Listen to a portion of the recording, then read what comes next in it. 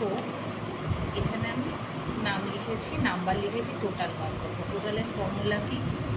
Equal SUM সাম 5 bracket open দেওয়ার পর দ্বীপের 3টে নাম্বার বেঙ্গলি ইংলিশ ম্যাথের নাম্বার, তাহলে এই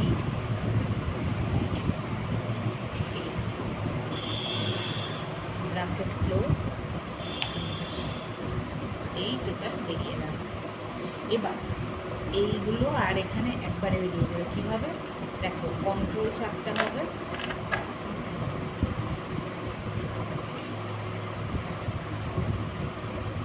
এটাকে টেনে নিলাম, নিয়ে কন্ট্রোল ডি, ঠিক আছে? ভালো করে দেখো,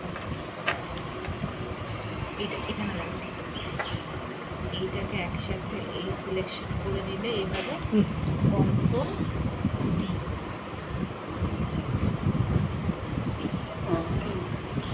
কন্ট্রোল ডি না টিপলে অটোমেটিকলি চলে আসে, অটো ফিল হবে। বাট শর্টকাট ইউজ করে করো, যদি তোমাকে শর্টকাট জিজ্ঞেস করো অটো ফিল, তখন তো বলতে পারবে না।